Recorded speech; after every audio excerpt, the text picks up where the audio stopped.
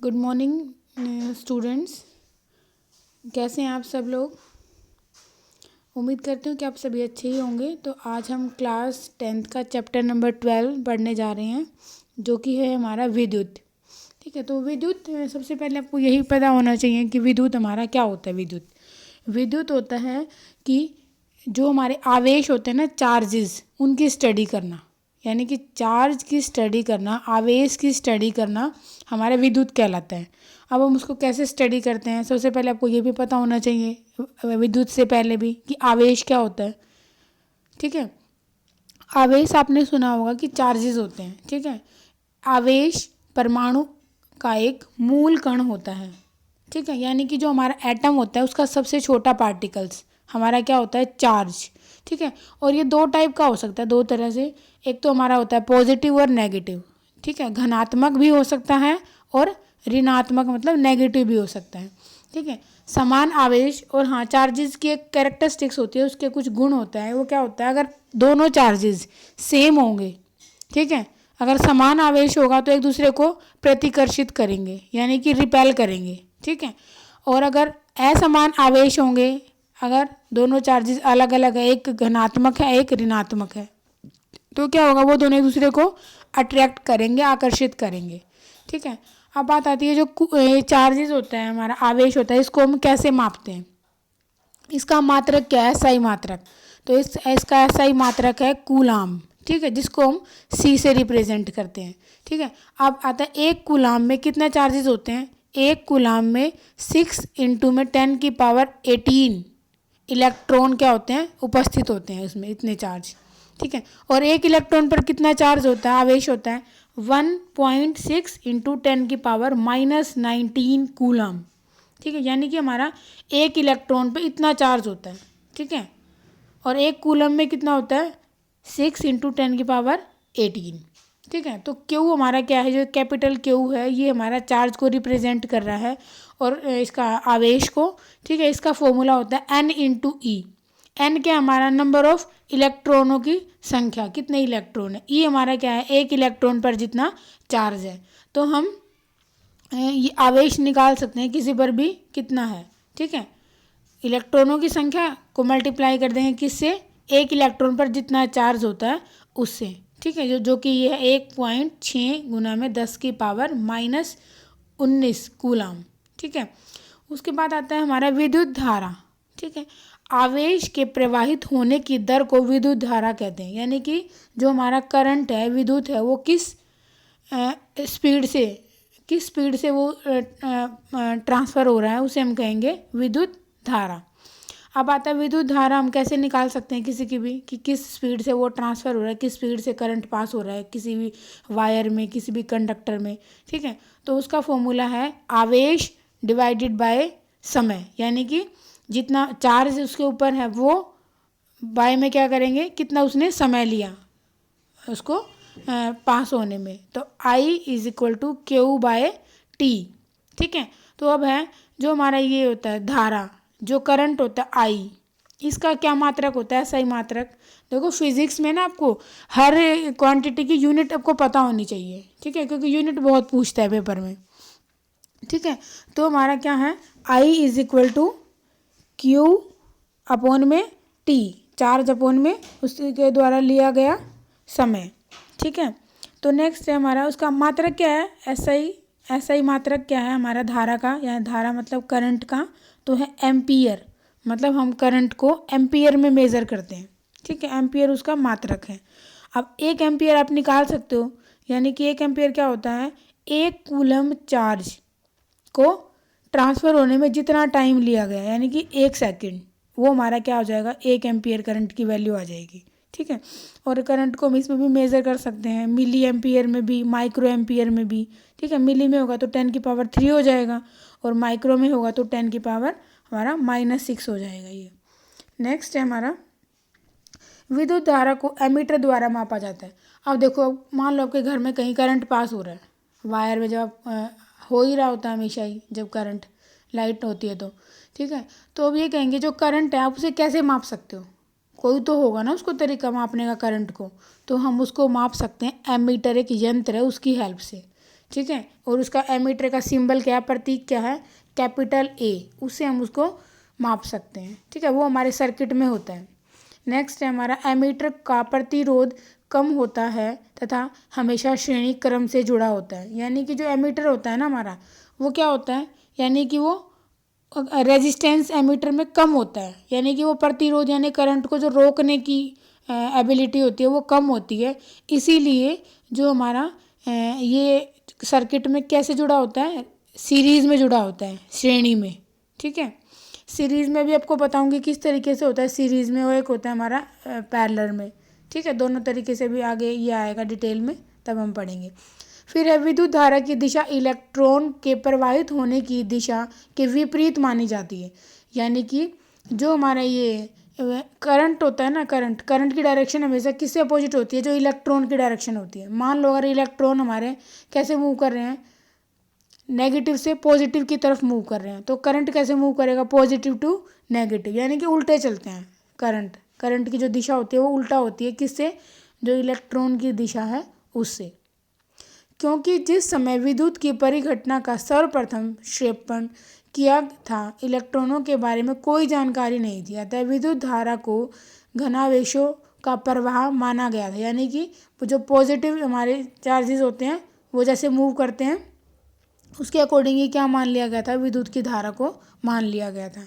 अब हमारा नेक्स्ट आता है विभवांतर, यानी कि हमारा वोल्टेज। ठीक है, अब ये क्या होता है, एकांक आवेश को एक बिंदु से दूसरे बिंदु तक लाने में किया गया कार्य, यानी कि वी हमारा पोटेंशियल डिफरेंस भी कहते हैं इसको इंग्लिश में। यानी कि एक पॉइंट है सर्किट का, दूसरा पॉइंट है, एक पॉइंट से दूसरे पॉइंट तक जाने में जितना भी हमारा कार्य हुआ, जितना भी काम हुआ, वो किसको मापेगा, हमारा पोटेंशियल डिफरेंस को नापेगा। ठीक है, वी, और हम इसे निकाल सकते हैं कैसे, डब्ल्यू अपॉन में थीटा। ठीक है, ये इसका एसआई मात्रक है, और वोल्ट। ठीक है, यानी कि जो पोटेंशियल डिफरेंस को उसको किस में नापते हैं हम, वोल्ट में। ठीक है, उसका सिंबल क्या है, वी। और हमने पीछे पढ़ा था करंट को हम किस में नापते हैं, एम्पियर में, उसका सिंबल क्या था, कैपिटल ए। ठीक है, नेक्स्ट है 1 वोल्ट। जब एक कूलम आवेश को लाने के लिए 1 जूल का कार्य होता है तो विभवांतर 1 वोल्ट कहलाता है। ठीक है, तो 1 volt is equal to 1 joule coulomb minus inverse. यानी कि ये क्या कहना चाह रहा है, ये हमारी जो यूनिट है ना, जो आई हुई है 1 जूल पर कूलम, ये हमारे ऊपर वाले फॉर्मूले से ही आई है। ठीक है, नेक्स्ट है हमारा वोल्ट मीटर। अब वोल्ट मीटर क्या करता है, देखो एमीटर तो करंट को नापता है, लेकिन वोल्ट मीटर विभवांतर यानी कि जो पोटेंशियल डिफरेंस होता है हमारा वी, उसको नापता है हमारा वोल्ट मीटर, और उसका सिंबल होता है वी। पेपर में कई बार पूछ लिया जाता है वी, यानी कि जो विभवांतर होता है, पोटेंशियल डिफरेंस होता है, हम उसको किस में नापते हैं, वोल्ट मीटर से। और विद्युत धारा को किस में नापते हैं, एमीटर से। किससे नापते हैं, एमीटर से। और यूनिट क्या है, एम्पियर। ठीक है, तो नेक्स्ट है हमारा सेल। सेल क्या होता है, एक तो सेल हमारी होती है बॉडी में होती है, जिसे हमारा पूरा शरीर बना होता है, कोशिका कहते हैं जिसको। ये वो वाला सेल नहीं है, ये वो वाला सेल है जो आप यूज़ करते हो बैटरीज में, हमारी घड़ी होती हैं उनमें। ठीक है, दीवार घड़ी में आपने देखा भी होगा, एवरेडी के सेल आते हैं जैसे, वो भी टाइप का सेल है। ठीक है, यह एक सरल युक्ति है जो विभवांतर को बनाए रखती है। यानी कि सेल क्या है, पोटेंशियल डिफरेंस को मेंटेन रखती है हमारे इलेक्ट्रिकल एप्लियंसेस में। जो भी हमारे इलेक्ट्रिकल एप्लियंसेस होते हैं, ठीक है, उनमें क्या करती है, जैसे जितने भी ये जिसमें हम सेल डालते हैं, ऐसी चीज़ें जैसे टॉर्च, वॉच हो गई हमारी, ठीक है, इन सब चीज़ों में तो क्या करती है, पोटेंशियल डिफरेंस को मेंटेन रखती है। फिर है नेक्स्ट हमारा विद्युत धारा हमेशा उच्च विभवांतर से निम्न विभवांतर की तरफ प्रभावित कर रही है। यानी कि ये क्या, इसकी डायरेक्शन क्या होती है करंट की मूव करने की, यानी कि उच्च विभवांतर से निम्न विभवांतर, यानी कि पॉजिटिव टू नेगेटिव। जैसे अपने दिख रहा होगा नीचे ये प्रतीक में प्लस माइनस, तो करंट हमारा मूव करता है प्लस से माइनस की तरफ सर्किट में। ठीक है, नेक्स्ट है हमारा विद्युत धारा हमेशा उच्च विभवांतर से, तो हम पढ़ चुके हैं, उच्च से निम्न की तरफ वो फ्लो करती है इलेक्ट्रिसिटी, करंट हमारा। विद्युत परिव्यय में सामान्यतः उपयोग होने वाले कुछ अवयवों के प्रतीक। ठीक है, तो जो हमारी करंट होता है, इलेक्ट्रिसिटी होती है, इसमें कुछ सिंबल्स हैं जो इलेक्ट्रिसिटी से रिलेटेड होते हैं, विद्युत धारा से और विद्युत से हमारे रिलेटेड होते हैं, और इनको हमें जानना ज़रूरी है, तभी हम आगे के सर्किट वगैरह जो विद्युत में प्रयोग होते हैं उनको हम समझ पाएंगे। तो सबसे पहले है विद्युत सेल। देखो जो अब ये एवरेडी सेल है, और भी होते हैं कई टाइप के, जैसे एवरेडी तो एक तरह का सेल है ये भी। तो इसमें क्या होता है, एक प्लस है और एक माइनस है, ठीक है, एक धनात्मक और एक ऋणात्मक चार्ज है। तो ये सिर्फ सेल का सिंबल है। अगर आपको ये दिखाना है, कोई सेल बताना है आपको और लिखना नहीं है, बताना है खाली सिंबल के रूप में, तो ये उसका हमारा प्रतीक हो जाएगा, सिंबल हो जाएगा सेल का।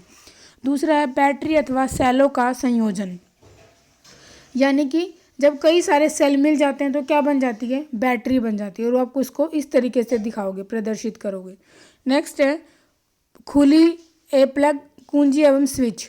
जो आप स्विच नहीं यूज़ करते हो ऑन ऑफ करने के लिए, अगर वो ओपन स्विच है, ठीक है, तो इस तरीके से दिखाओगे, और बंद है स्विच तो इस तरीके से, बीच में देखो डॉट है उसमें, ठीक है, चार्ज भी नहीं शो कर रखे, प्लस ना माइनस। फिर है तार संधि। अगर तार आपकी कहीं से जुड़ी हुई है, जोड़ लग जाते हैं ना, तार में हम जोड़ लगाते हैं कहीं भी, तो वो इस तरीके से दिखाओगे। एक तार देखो बीच में, फिर ब्लैक सा डॉट, इसका मतलब यहाँ पे कनेक्शन हो रखा है, जॉइंट है यहाँ पे। फिर है बिना संधि के तार क्रॉसिंग, यानी कि एक तार के ऊपर से हम दूसरी तार गुजार देते हैं, तो इस तरीके से दिखाओगे। नेक्स्ट है विद्युत बल्ब। बल्ब का सिंबल भी आप देख सकते हो, ठीक है, एम की तरह दिखता है ये थोड़ा थोड़ा।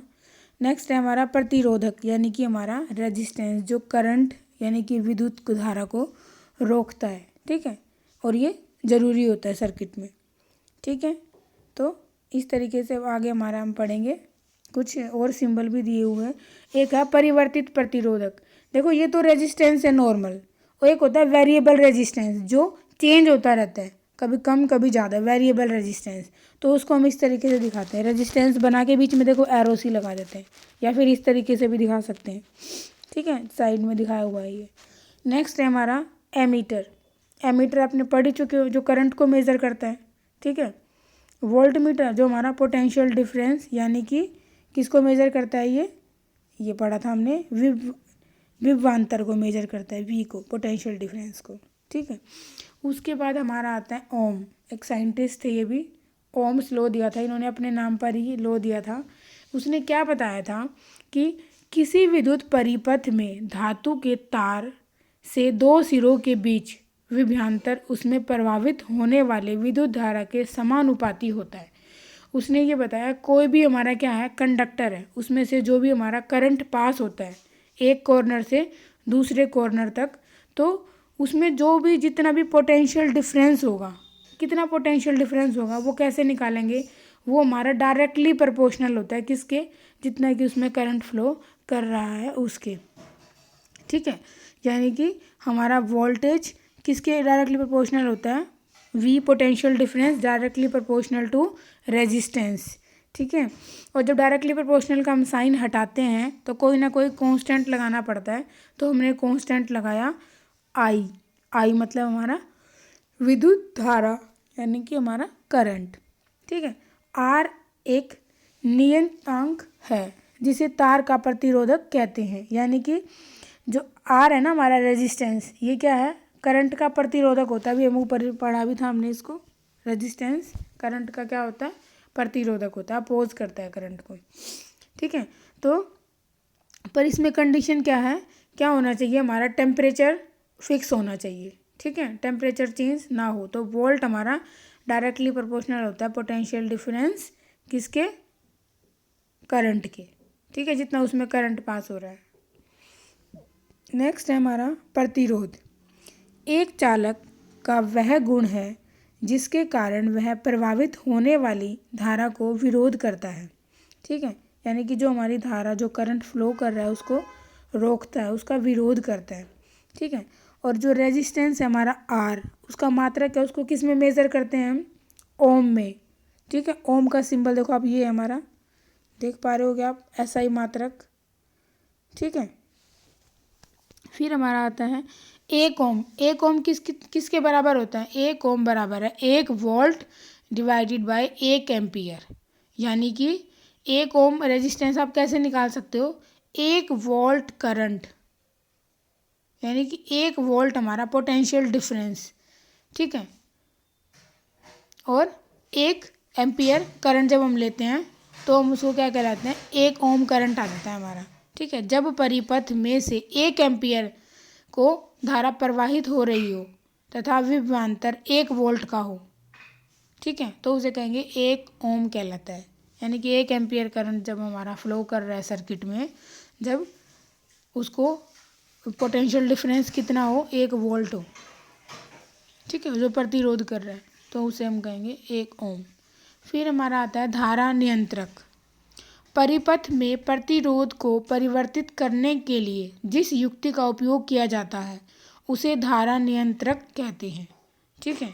यानी कि जो भी हमारा पाथ है, करंट का रास्ता है, परिपथ में प्रतिरोध को परिवर्तित करने के लिए, यानी कि जिस मेथड का हम प्रयोग करते हैं, जिस युक्ति का प्रयोग किया जाता है उसे हम कहेंगे धारा नियंत्रक, ठीक है। ये कारक जिन पर एक चालक का प्रतिरोध निर्भर करता है। अब देखो, कोई भी एक वो है कंडक्टर जिसमें से करंट पास हो जाता है, उसमें से उसका रेजिस्टेंस किस पे डिपेंड करेगा, ठीक है। तो ये हमारी कुछ चीज़ें हैं जिस पे डिपेंड करेगा हमारा क्या, प्रतिरोध।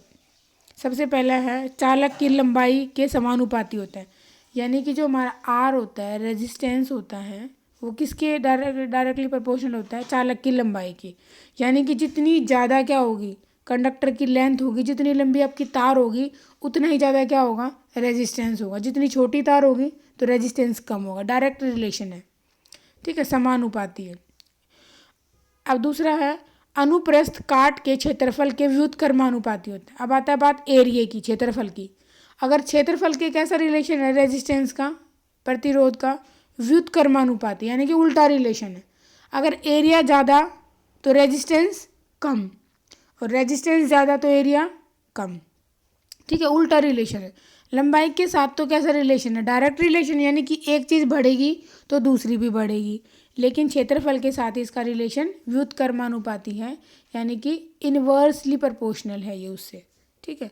मतलब अगर आप क्षेत्रफल को बढ़ाओगे तो रेजिस्टेंस कम हो जाएगा, और रेजिस्टेंस को बढ़ाओगे तो क्षेत्रफल कम हो जाएगा। नेक्स्ट हमारा तापमान के समानुपाती है।